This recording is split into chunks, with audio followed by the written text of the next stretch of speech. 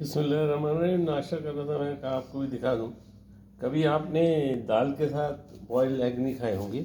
ये चने की दाल बनाई थी और उस पर बॉयल्ड एग मैंने बॉयल करके एग रख दिए और जनाब अली थोड़ी सी काली मिर्च का छिड़काव,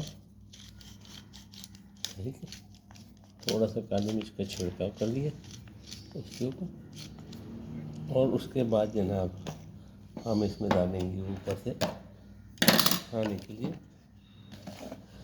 हरा धनिया, थोड़ा सा 2-4 पत्ते, और डलेगी इसके ऊपर कटी हुई हरी मिर्च,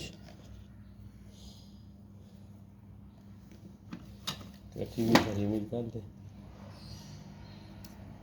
खाने में बहुत चीज़ों का मज़ा आता है अगर आप थोड़ा सा इंटरेस्ट लें।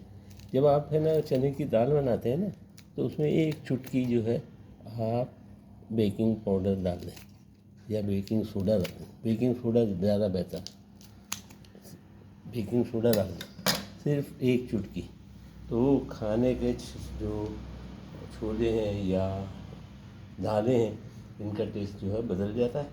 उम्मीद है आपको पसंद आएगा। नाश्ता है और खाना, ये दोनों एक चीज़ एक साथ है। लंच है, आप भी बनाइएगा। दुआ में मुझे याद रखिए और आप ज़रूर इसको टेस्ट करें। फ़ी अमान अल्लाह।